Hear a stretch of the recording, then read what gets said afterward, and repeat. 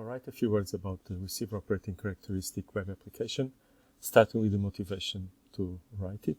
So the motivation is that we need, in many situations, especially in the biomedical space, we need a ROC tool that will not circulate the data outside of the execution environment governed by the user.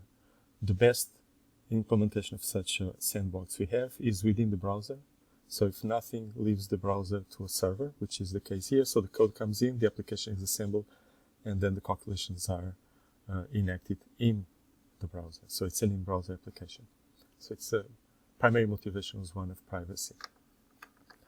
Then let's look at the tool itself. So you can look at the code here by clicking on the GitHub icon. If you have any issues, submit them here, and you can track its development afterwards. Let's see. Then we have for the data, you need to provide data that is basically two columns. One is the observed positive or negative outcome, and here a numeric value that is proportional to that effect. So there is a R package, is ROC, that provides two reference data sets. We'll use them here. There it is. And now you have the familiar ROC curve, a segmentation value choosing the median value for the segmentation, and then the results. So let's play with it a little bit, see how this works. So if you change the value here, for example, to -1, we expect to find 4 points left as false negatives. There it is.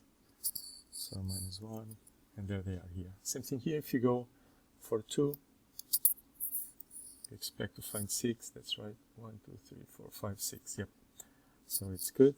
And you can also interactively walk over the map to see what is the effect of different segmentation values in the relationship or ratio between true positives and false positives.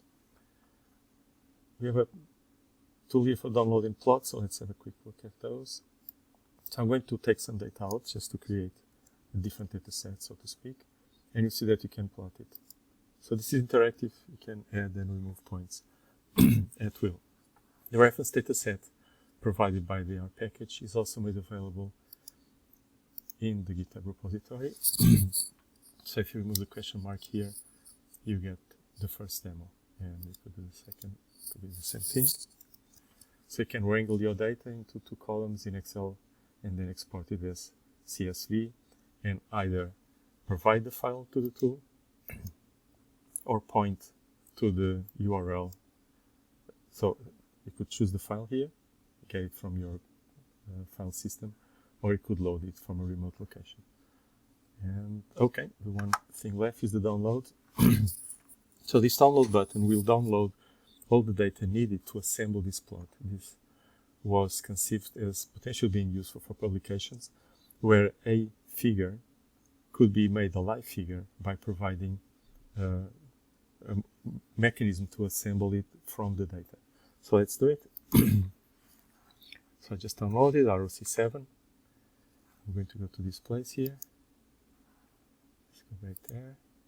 I'm going to drag the file here.